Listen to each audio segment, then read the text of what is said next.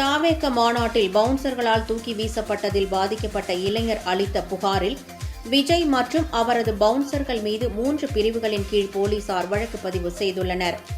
மதுரை மாவட்டம் பாரப்பத்தி கிராமத்தில் தமிழக வெற்றிக் கழகத்தின் 2வது மாநில மாநாடு கடந்த 21ஆம் தேதி நடைபெற்றது.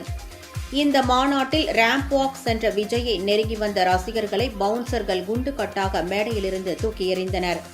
இதில் துடிதுடித்து போன ஒரு ரசிகருக்கு காலில் முறிவு ஏற்பட்டு கதறி அழுதபோது அவரை யாரும் கண்டு கொள்ளவோ உதவி செய்யவோ முன்வரவில்லை. இந்த நிலையில் பெரம்பலூர் மாவட்டம் பெரியாம்பாளையம் கிராமத்தைச் சேர்ந்த சரத்குமார் தனது தாயுடன் சென்று போலீசில் புகார் அளித்துள்ளார். விஜயின் பவுன்சர்கள் மீது நடவடிக்கை எடுக்க வேண்டுமென பெரம்பலூர் மாவட்ட காவல் கண்காணிப்பாளர் அலுவலகத்தில் புகார் அளித்துள்ளார். இதனைத் தொடர்ந்து தாவேக தலைவர் விஜய் மற்றும் பவுன்சர்கள் மீது 3 பிரிவுகளின் கீழ் போலீசார் வழக்கு பதிவு செய்துள்ளனர்.